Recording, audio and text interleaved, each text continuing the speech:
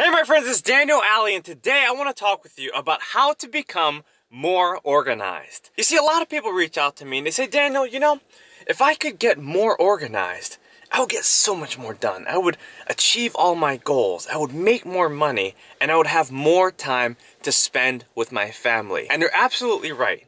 Because the fact is that if you have more time, you can get more done. But how do you actually create more time for yourself? Because you see, we all have 24 hours in a day. There's no person that gets more than that, and there's no person that gets less than that. And so that means that you need to maximize the time that you currently have right now. So in this video, I'm going to share with you exactly what I do to stay more organized and how you can do it too.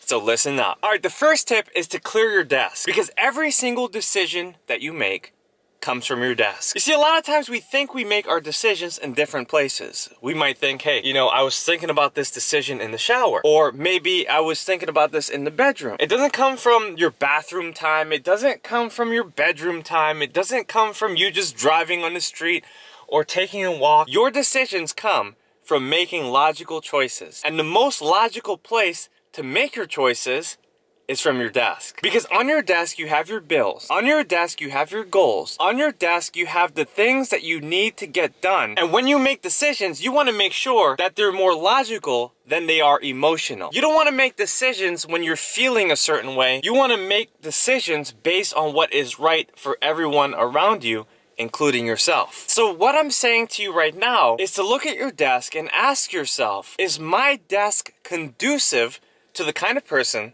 that I want to be? Because if you want to become a business person and your desk is not setting you up for success, then you need to make sure that you have the right resources, that the things on your desk are organized, and that you have a certain plan of getting to what it is that you actually want to accomplish from your desk. All right, the second tip that you need to get more organized is to declutter. I want you to take a look into every single department of your house, in your business, in your car, and ask yourself, is this as organized as I want it to be? Because the fact is that there's so many people that are disorganized that they don't even know where things are. They try to look in their garage, but they can't find the tools that they need. Or maybe they look into their glove box and they can't find their registration. Or maybe they're looking into their closet, but they can't find outfits that they know they bought just several months ago. What I'm saying to you is this: make sure to set yourself up for success by decluttering your areas and making sure that you have access to the thing that you need the most. Because when it comes to taking action, you want to make sure that you have every single thing that you need in the way that you need it to become exactly the kind of person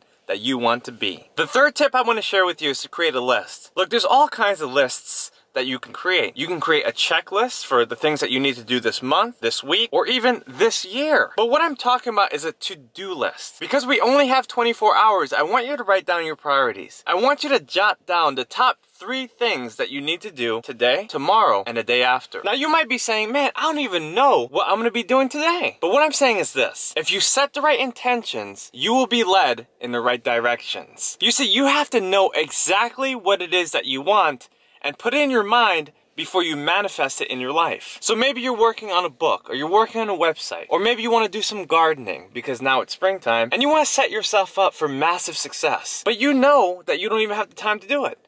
My friends, what I'm saying is this: put it down on paper, commit to it, and say to yourself, I will find a way to get this done. There's so many people who become indecisive because they never set their goals on paper. So create a to-do list, create a checklist, and make sure that you do whatever it takes to accomplish the goals that you set for yourself. Look, I'm going to tell you straight up, every single day, I set my goals on paper. I've been doing this year after year after year. And people ask me, Daniel, how do you accomplish so much? It's because I write it down. You see, a dull pencil is better than a sharp mind.